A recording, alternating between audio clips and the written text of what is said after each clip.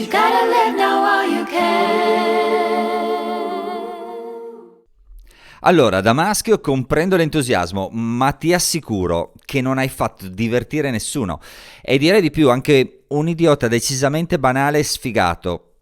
Scusate, ma ce l'avevo lì, non potevo abbassare la testa, andare via senza dire niente.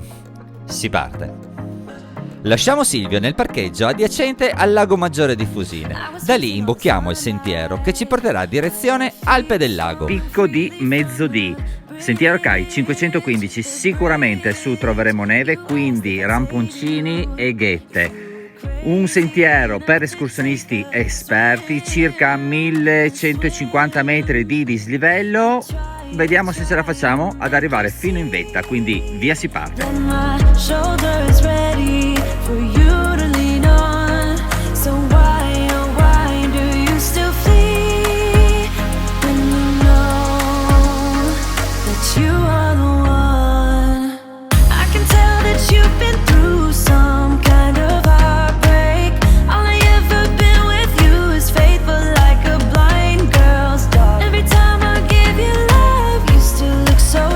Il Picco di Mezzodì è una cima solitaria poco conosciuta che per il panorama che ci regala meriterebbe molta più attenzione.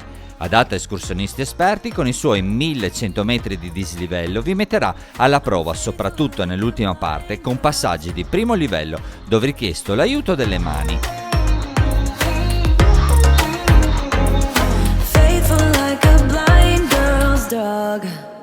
Allora, Sella Colle Rotondo raggiunta, 1400 metri come vedete, 1 ora e 26, ma mi sono fermato diverse volte per far delle foto.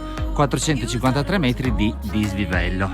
Fino qua una bella salitona divertente. Adesso tiriamo avanti verso Picco di Mezzodì, 2 ore di camminata per raggiungere la vetta.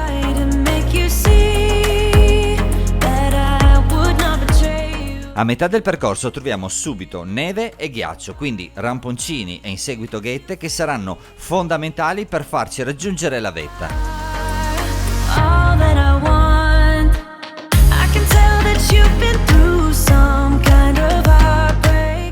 E che ci siamo quasi, però veramente impegnativa, La salita non è per nulla banale. È abbastanza pelosetta.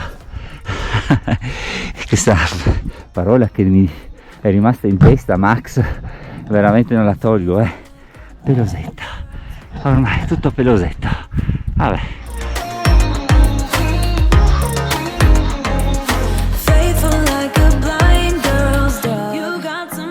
La presenza del Mangard lungo il percorso è sempre costante, ma la posizione del sentiero ci permette di spaziare con la vista a 360 gradi, dinanzi a un panorama magnifico.